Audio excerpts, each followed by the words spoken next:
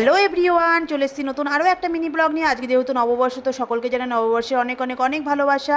এই দেখো মিয়া আর আমি এখন একটু রেডি হয়ে নিয়েছি। এখন হচ্ছে তোমার সন্ধ্যে 7টা মতন বাজে। তোমাদের দাদাভাইও রেডি হয়ে গেছে। এখন আমরা একটু বেরোবো, কোথায় যাচ্ছি না যাচ্ছি তবে তোমাদের সাথে শেয়ার করবো। দেখো আমরা রাস্তায় বেরিয়ে পড়েছি। এখন যাচ্ছি আমার একটা ফ্রেন্ডসের নতুন দোকান দিয়েছে, তো দোকানে আজকে যেহেতু উদ্বোধন, তো সেই জন্য আমরা সেখানেই যাচ্ছি। এ দেখো আমরা চলে এসেছি, এটা হচ্ছে খাবার ঘর, ওর নতুন দোকানের নাম। তো দেখো কি কি মেনু করেছিল। দেখো চিকেন করেছিল, তরকা করেছিল, ঘুগনি করেছিল, রুটিও করেছিল। তো সেটাই আমি তোমাদেরকে একটু দেখিয়ে দিলাম। আর এ দেখো হচ্ছে আমাদের তারপরে দিয়ে দিয়েছিল ওর হাজব্যান্ড, আমাদের দিয়ে দিয়েছিল মাজা, তো সেটাই খেয়ে নিলাম। এখন ওই দেখো ছেলের সাথে আমার মেয়ে খেলা করছে, ওদিকে ওরা গল্প করছে। তারপরে দিয়ে দিয়েছিল পকোড়া, ঘুগনি।